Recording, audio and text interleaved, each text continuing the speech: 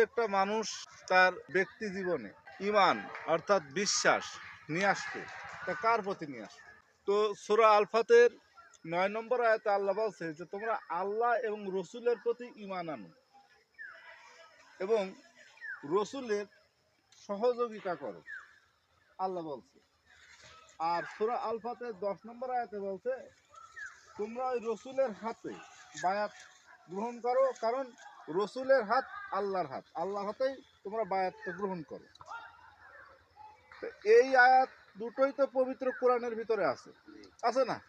তো পবিত্র কোরআনের ভিতরে যখন এই আয়াত আছে তাহলে মানুষের বায়াত ক্ষতি হয়।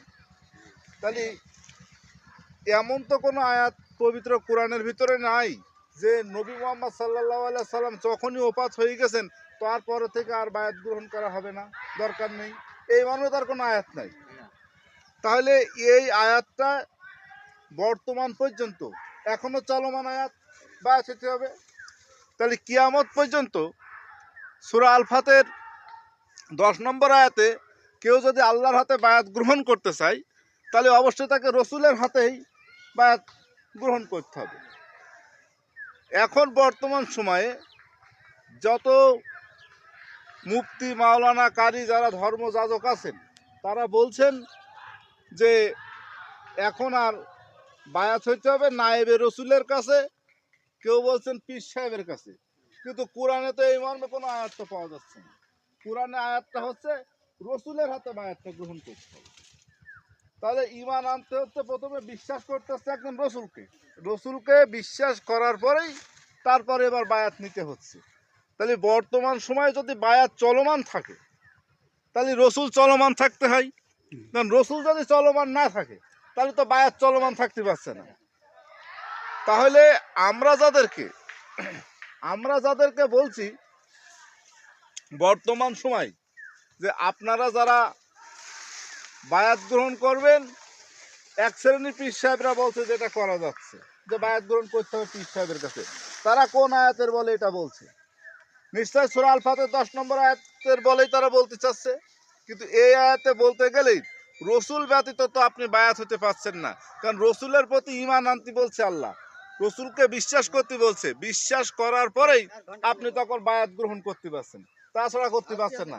তাহলে যে সমস্ত আলেম ওলামারা যারা দ্বীনের ক্ষেত্রে মানুষকে জানাচ্ছেন বোঝাচ্ছেন, তারা যখন বায়াতের কথাটা বলছেন না, ইবলিস শুধুমাত্র একটা হুকুম অমান্য করার ফলেই সে কাফেরদের অন্তর্ভুক্ত হলো।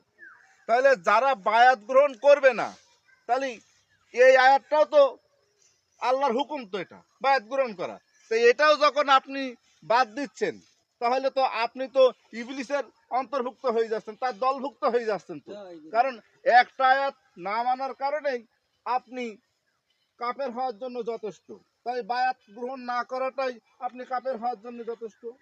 তাহলে বর্তমান সময়ে বায়াত গ্রহণ করতে গেলে রসুল প্রয়োজন থাকতে হবে, আর রসুলের যদি প্রয়োজনীয়তা থাকার কারণে তাহলে রসুলের থাকতে হয়। তাহলে এই রসুলটা হচ্ছে কোথা থেকে? আমরা পবিত্র কোরআনে সূরা আল ইমরানের 164 নম্বর আয়াতে দেখছি যে আল্লাহ রাব্বুল আলামিন বলছেন যে আমি মুমিনদের মধ্যে হইতে রসুল প্রেরণ করছি, যে আমার আয়াত সমূহ তেলাওয়াত করছে, তোমাদেরকে পবিত্র করছে, তোমাদের কিতাব ও হিকমত শিক্ষা দিচ্ছে। তাহলে কিতাব ও হিকমত শিক্ষা দেওয়ার জন্য আল্লাহ বলছে মুমিনদের ভিতরে থেকে রসুল থাকছে। তাহলে আমরা বর্তমান মুমিনদের থেকে যে রসুলগুলো পাচ্ছি সেটা হচ্ছে কোথায়? সম্মুখ গুরু, যার যার গুরু তার তার রসুল। আর ওই রসুলের হাত, এই বায়াত যখনই গ্রহণ করছি তখনই আল্লাহর হাতে বায়াত গ্রহণ করছি। যখনই একজন সম্মুখ গুরু রসুলের হাতে বায়াত গ্রহণ করার মাধ্যমে আল্লাহর হাতে বায়াত গ্রহণ করছি, তখনই এই আয়াতটা পালন করতে পারছি। তাহলে বর্তমান সময়ে আমরা যে সমস্ত আলেম সমাজকে পাচ্ছি তারা যখনই এই আয়াতটাকে ডিনাই করে যাচ্ছে, ইবলিস যেমন একটা আয়াতকে ডিনাই করার ফলে, একটা হুকুমকে ডিনাই করার ফলে সে তো কাফের হলো, তা পুরো কোরআনের ভিতরে ইবলিসকে কি আল্লাহ আলেম বলেছে? আলেম বলেনি।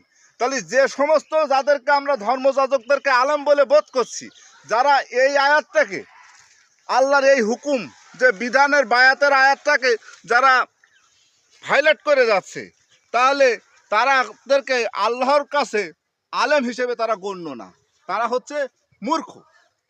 এই কারণে পবিত্র আর সূরা কুরআনের ভিতরে সূরা আরাফের 169 নম্বর আয়াতে আল্লাহ বলছে যে মূর্খদের স্থল ভিত্তিক একজন আরেকজনের স্থানে তারা আসে।